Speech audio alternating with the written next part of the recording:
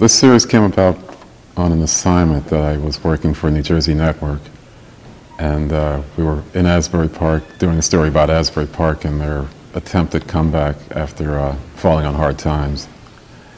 Even though I'd visited Asbury Park over the years many times, something just resonated with the way the town looked. I came back later with my 4x5 view camera and I began making images there. A lot of abandoned buildings, a lot of looked like the land that time forgot. That there was progress everywhere else, but Asbury seemed to have been left behind. I think the locations were probably because I remember them from being younger and traveling through the town when I was with my family. You know, Asbury Park, Atlantic City, those are places that my parents would take us on day trips. Seeing some of these buildings that were now empty, some of the amusements and some of the restaurants or even some of the shops, all the boardwalk amusements boarded up, you know, just kind of, it struck me that it was just very odd that in a short community that this could happen. I think what struck me was, I guess, the way I photograph, and a lot of the landscape in that area just kind of lended itself to things that I look for, some of the visual elements. You know, it's looking at very strict formal images, and it's kind of the way I compose most of my photographs, with architecture, straight lines, rectangles, squares. I saw a lot of that in all of the images that I was photographing.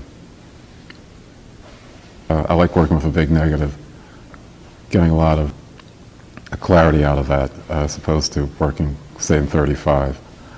View camera was also just very methodical to work with, and I'm a very methodical person, so take time to set up, take time to contemplate what you're doing, read your exposure, read your light meter, really compose something, and just be very patient that the light's going to be right. If not, just wait till the light comes around to where you want it.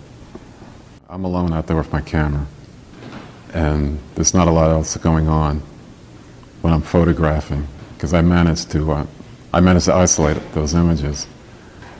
And I look around, and while there may be something going on in another area, the camera helps me to isolate just exactly what I want. Sort of like eliminates the noise. I didn't go in with a lot of expectations. I was surprised that it turned out as well as it did once I put the body of work together, because I was, you know, working over a number of years, and finally when I saw all of the images displayed all at once, I thought it just made a statement about, not necessarily about what was happening from a political standpoint, but just what was happening through the vision that I had. One of the questions that I get occasionally when I show these is, am I going to go back and photograph these same places again? I think I pretty much made the statement when I photographed them at the time. Going back might show some sort of transition, but it won't, I don't think it'll capture the voice that I had when I made the work originally.